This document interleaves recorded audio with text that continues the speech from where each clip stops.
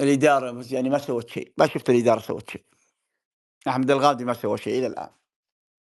هي مصايبنا هي، ما تغيّر شيء. على العموم ناخذ الإخوان، والله يعين، الله يعين إن شاء الله.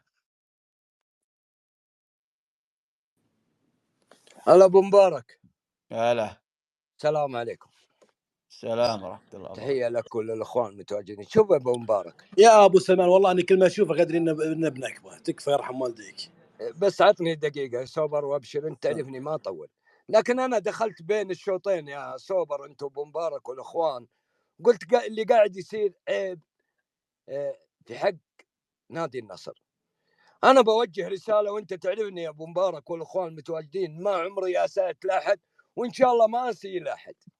الاخوان الصناديد اللي انا اول مرة اتكلم عنهم، عيب عليكم، عيب عليكم. البعض منهم اللي دخل علي الخاص يقولوا كيف تقول عيب على نادي النصر؟ وعلى فكرة نادي النصر معطي المباراة للرياض. أنا أقول لهم كفاية تضليل، كفاية كيف نعطي تضليل. مباراة الرياض؟ يجيك العلم لو أوريك الرسائل اللي عندي تمسك راسك. دقيقة بس، وشو؟ عطني دقيقة يا أبو مبارك، الله يرضى لي عليك. تفضل. حبيبي نادي النصر من يوم عرفناه نادي عريق كبير، ما يهمه من يهبط، ما يهمه من ياخذ بطولة، هذا عارفينه على نادي النصر. وبعدين يا اخوان انتم يا الصناديد، وهذه رسالة لكم بعض الصناديد اللي جوني، انا اتكلم على اللي جوني في الخاص. لو النصر فرضا بيعطي المباراة للرياض ما لعب بالتشكيلة الأساسية واللاعيبة المحترفين، هذه أول نقطة. فأنا أقول لهم والله العلي العظيم إذا هذا فكركم الله يعوض على نادي النصر. الآن من حقك أنت إذا تحب النصر لا تنشغل بالفرق الأخرى. شوف العلة في فريقك، شوف إيش ناقص فريقك، طالب فريقك، شوف الاستحقاقات اللي أنت تبغاها. يعني هل يعجبك هذا المدرب؟ هل يعجبك بعض اللعيبة المحترفين؟ هذا الكلام لازم يوصل لجماهير نادي النصر اللي تحب ناديها. يعني اليوم لما نشوف، يعني لو بنعطي الرياض المباراة كم ما سجلنا هدف التعادل، كم ما ضيعنا الفرص ومتحمسين. يعني من أكبر الأخطاء، ترى شوف في حاجة مهمة يا أبو مبارك، لو كتب تقرير الحكم سوء ماشيين على لاعب نادي النصر لابورت ممكن ياخذ له مباريتين، ممكن. أنا إيش استفدت؟ انا كمشجع خلف الشاشه ولا في الملعب اترك عيالي وصحتي وكل شيء واشوف لاعب بالاستهتار هذا اللي قاعد حاصل، واطبل واقول احنا مع لاعبتنا، لا تضغطون على لاعبتنا، مدربنا كويس، ادعموا المدرب. لا لا لا لا لا لا, لا. كفايه يا اخوان، انا بالنسبه لي اقول كفايه التضليل والتطويل، ابعدوا عنه اذا انكم تحبوا هذا الكيان وتحبوا ناديكم.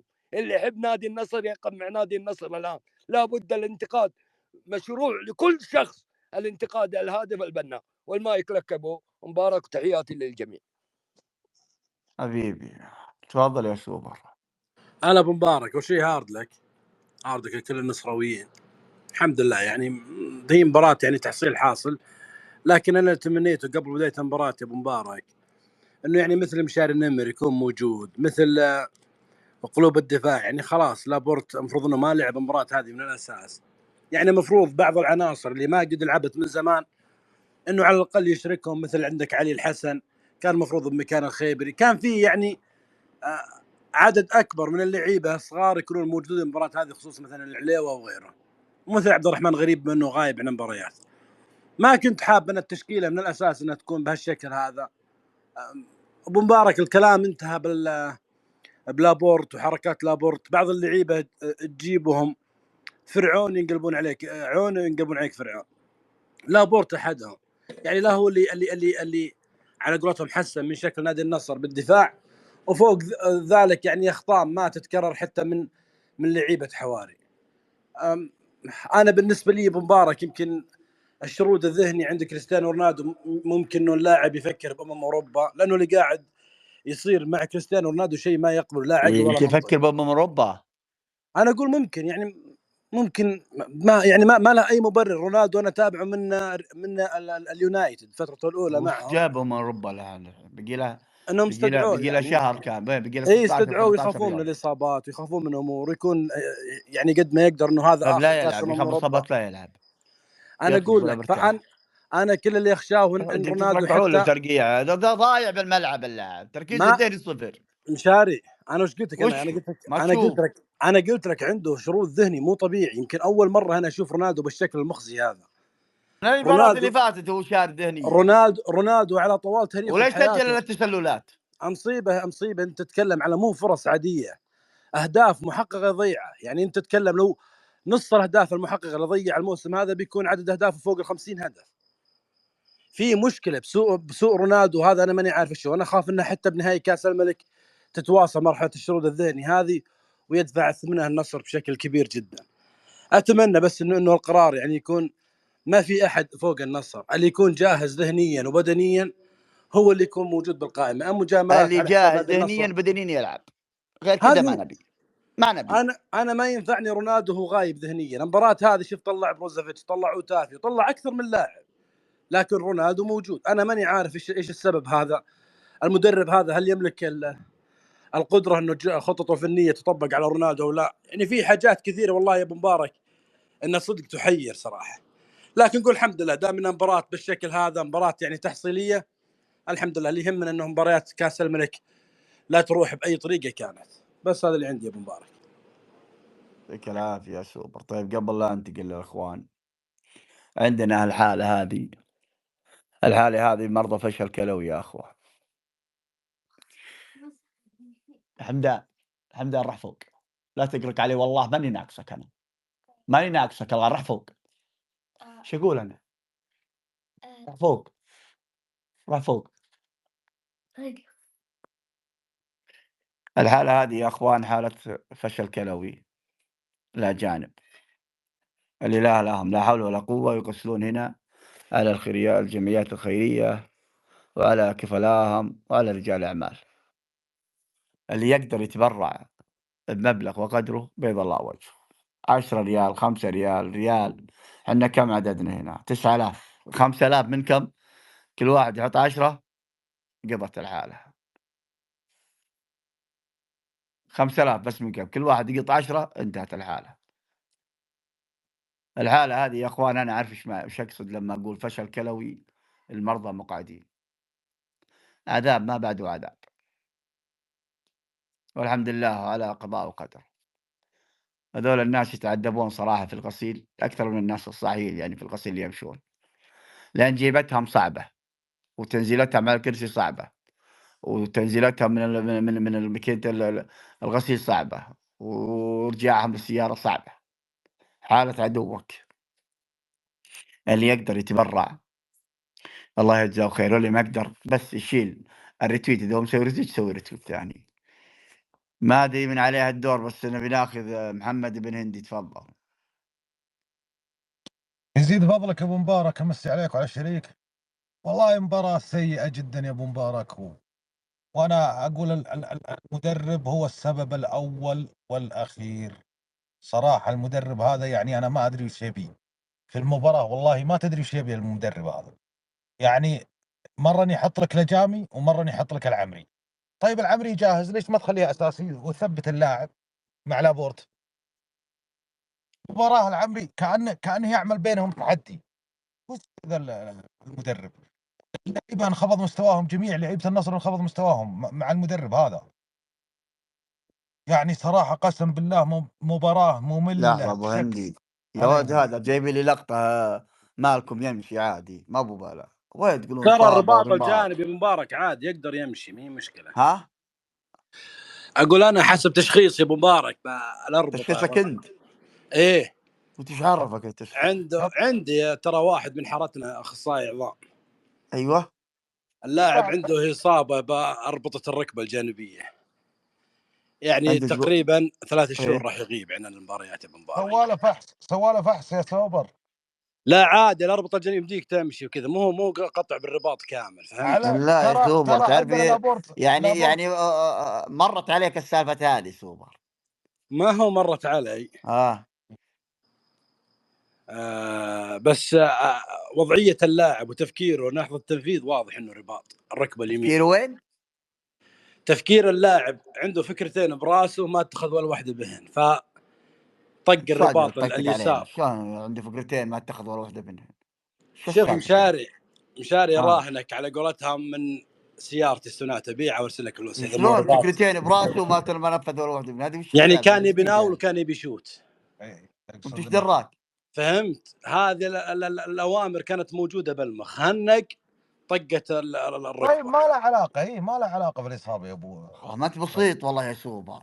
مشاري قلت لك اذا ما هو رباط جانبي بالركبه اليمين انا ما افهم كوره. يعني انا دقيقه بس بلحظه ابو هندي معلش. انا الحين بحط ببالي فكرتين، ابى اشرب ماء لا بضحك بروح مع الناس. يجيك شد عضلي بالحنك. دقيقه انا ما صار شيء فيني يا سوبر. لا مشاري هذه اذا كنت انت يعني باذل مجهود لياقي. فهمت؟ يعني لازم تمشي تتعب. لا المفروض ما انت معنا بالمساحه، المفروض بالفريق الطبي حق النصر انت الغالب. ما تجلس عندنا، ما في مكانك هذا. بس مشاري ترى الطبي حق النصر. مشاري ترى القطع الجزئي بالرباط الجانبي ترى عادي يقدر يمشي اللاعب ويروح ويجي. وانت ايش دراك انه جزئي؟ هذا اللي ما تنكشف الا بالاشاعه. مشاري نظره الحر والله بالاشاعه تنكشف. انا قلت لك نظره الحر ميزان، خذه ولا خله. يمكن الكابتن فهد الشدادي ترى عنده خبره بالملاعب واصابات الملاعب، يعرف انه اصابه رباط. معليش يا محمد فهد، الكلام اللي يقوله صحيح ولا؟ والله يا ابو مبارك لو انا شفت اللقطه ممكن اعلق عليها بخبرتي بس، لكن ما شفته ولا اقدر احكم على اللاعب. بس كلام ابو فريح ترى الرباط، حتى الرباط قطع كامل يمشي اللاعب عادي، ما يتوالى عادي. يمشي يعني عادي. طيب ليش اللاعب ليه رونالدو الظاهر يوم جاء الرباط تسرع بغى يموت؟ لحظه القطع مشاري تطلع روحك لحظه. شوف حتى مالكم بعد الاصابه كان يبكي، ترى في له لقطه وعنده الجهاز الطبي وهو قاعد يبكي. طيب وبعدين وش صار؟ بعد الانقطاع يعني ب5 دقائق خلاص يروح الالم مشاري. يعني الم الاربطه ترى لحظه الانقطاع بعده خلاص تروح المشكله. طيب نبي نشوف شو يصير الليله. تفضل ابن عندي كمل. والله ما ادري وين وقفنا عنده، ولكن انا وجهه نظري انه المدرب تكلم عن المدرب تقول ما يصلح. قالت المدرب انا اشوف انها الحل للحصول على كاس الملك، لانه ما راح يقدم اي شيء. المدرب هذا ما راح يقدم اي شيء، واللاعبين الاجانب يعني صراحه ما ادري وش فيهم. يعني بروزوفيتش تمريرات مقطوعه، مع العلم انه يبذل مجهود، ولكن التركيز ما الفريق كله غير ما عندهم تركيز في المباراه دي. ما ادري هم يعني تفكيرهم في النهائي او، ولكن هذه ترجع للاداره، اداره الفريق والمدرب. وصراحه المدرب انا اعطيه 70% الى 80% من قوه الفريق. مروا علينا مدربين مع لاعبين اشباه لاعبين يقدموا مستويات كبيره جدا مع المدربين، فالمدرب يفرق مع الفريق كثير، يفرق مع الفريق. والمدرب اللي ما يطور اللاعب الموجود عنده ما يخليه يقدم اكثر. المشكله يا ابو هندي ما في وقت الحين تغير مدربهم، ما لك الا مدرب ما راح يقدم شيء يا ابو ما نقدر نسوي. ما شو يسوي؟ لانه ما راح. لا ممكن يقال. لكن المصيبه حتى لو فاز بكاس الملك وجلس، ترى هذه مصيبه انا بالنسبه لي. لا كارثه، لا مستحيل بعد كاس الملك، مستحيل. اذا جلس بعد كاس الملك والله لو يجيب كاس الملك، اذا جلس تراها مصيبتين، ما هي مصيبه. انا علمتك مصيبتين. على العموم الله يجزاك خير ابو مبارك ويكتب اجرك على الحاله اللي فوق، ويا ليت الشباب اللي يقدر يتبرع.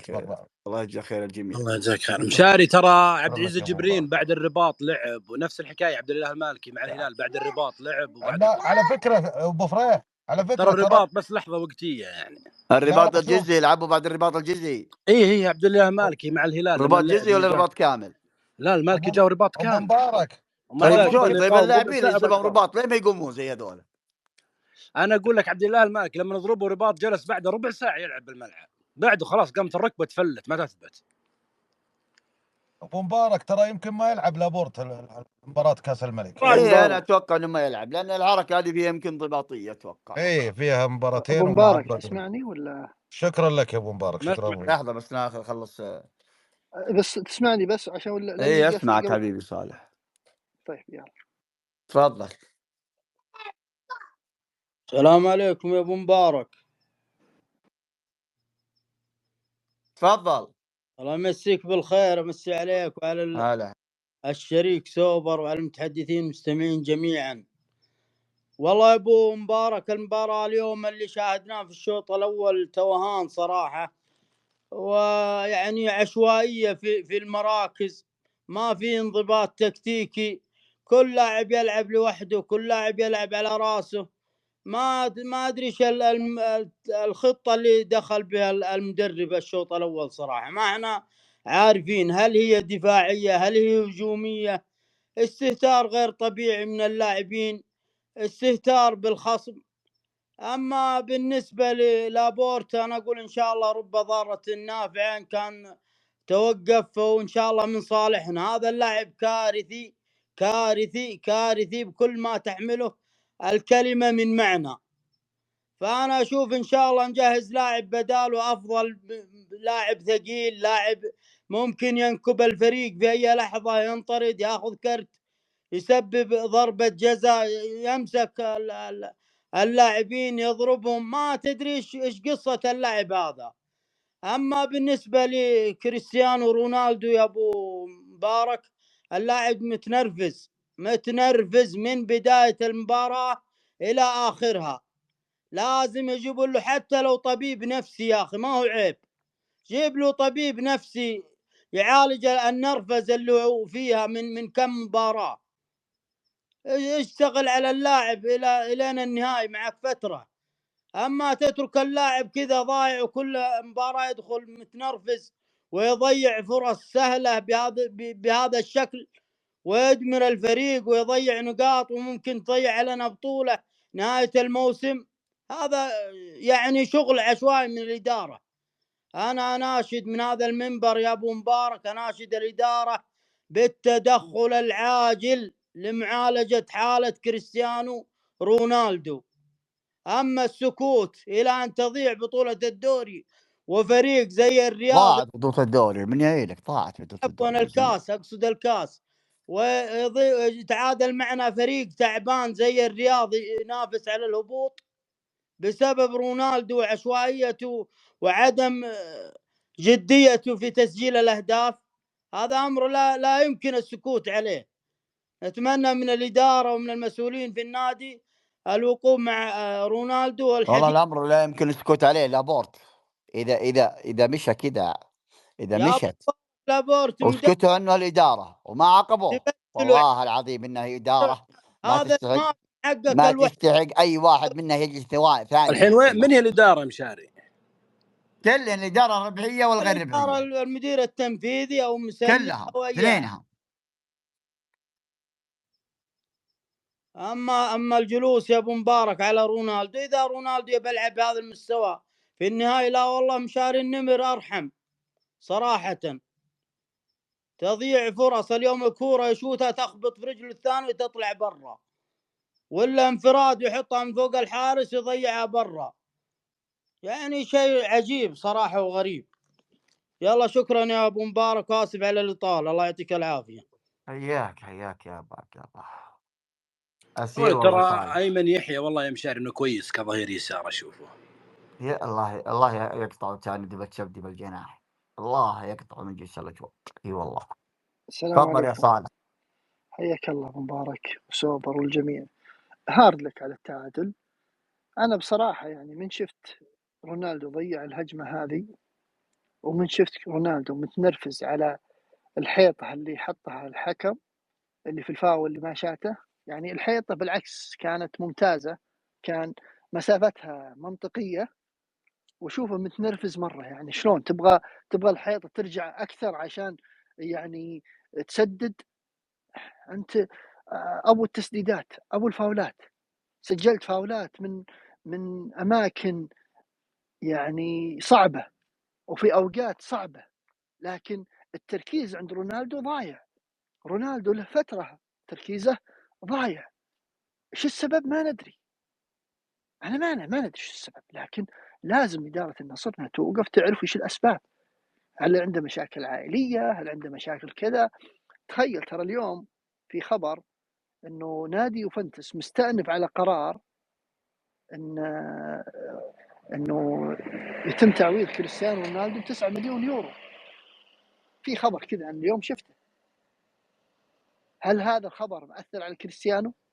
مع العلم أكيد إن عنده محامين هم اللي شايلين الموضوع كامل، لكن اللي قاعد يصير ما هو طبيعي، ما هو طبيعي جدا على كريستيانو. هل هو منضغط على أساس إنه يبغى يكسر الرقم؟ هل هو منضغط يخاف إن متروفيتش يعني يلحق فيه؟ ما ندري. الزبدة لازم إدارة النصر صالح تقف. تراك صالح تكلم على لاعب له صولات وجولات بكل ملعب بالعالم، ما مستحيل انه العقليه تكون بالشكل هذا. مو يمكن لو ترى كان التفكير طيب على اللي له راس صولات وجولات الرجال. فيه المباراتين اللي فاتت ايش صار له؟ انا لا اقول لا لك يعني انا اقول لك اللاعب سيء جدا يا مشاري، سيء جدا. اي وش ما السبب تبي يا اخي؟ يا طبيعي اخي يا ابو كور مبارك، عادي جدا طبيعي يا جدا ابو جدا مبارك، يسجلها طبيعي يجي اي لاعب لاعب. مضغوط في المستوى، طيب طبيعي دقيقة طبيعي. وش الطبيعي يا فهد؟ وش الطبيعي؟ فهد الطبيعي انه لاعب يجي يضرب، اي لاعب اضرب يجي يضرب. متى؟ 17 جماعة هدف قدام الجول ولا هدف. هي مباراة الطبيعي انك تنط على الماء اللي قبل الناس يا فيت.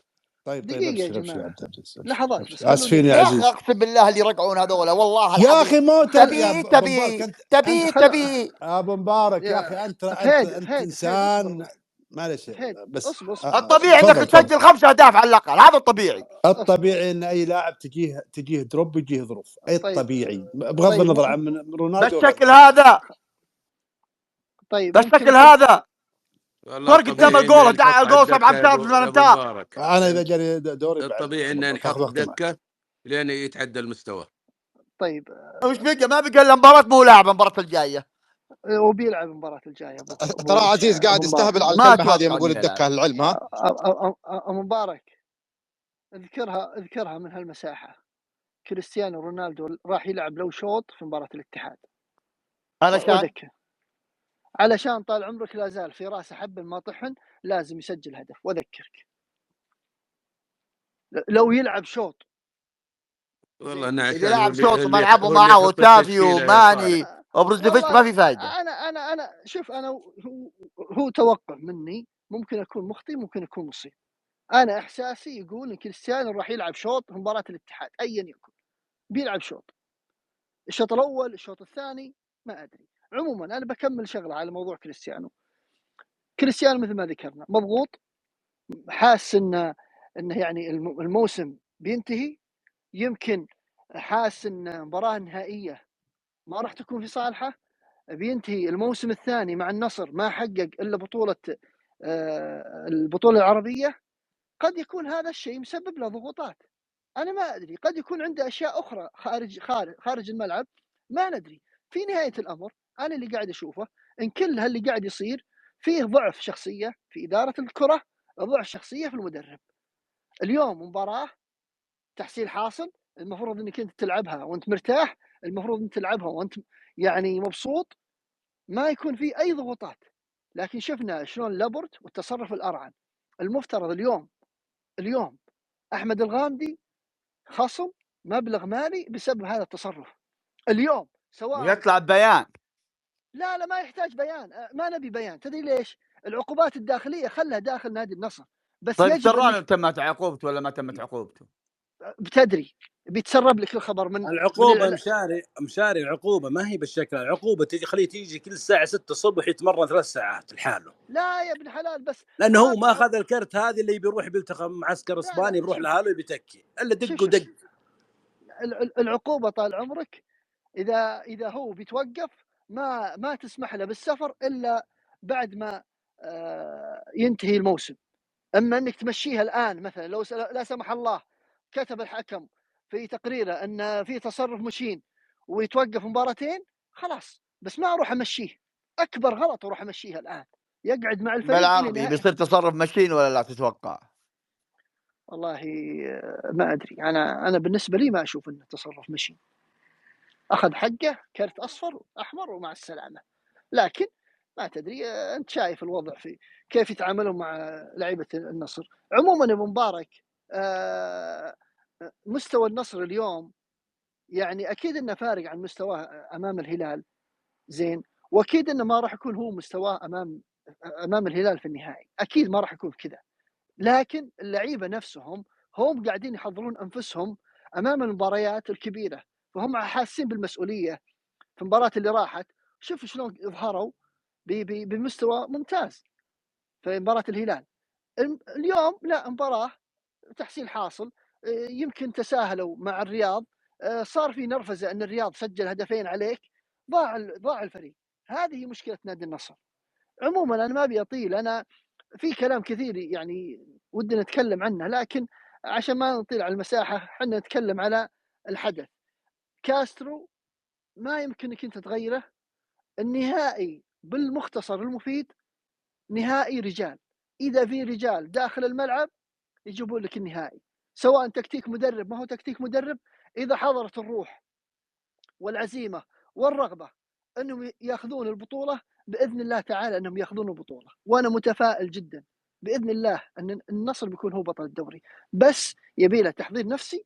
بطل ايش؟ بطل الكاس.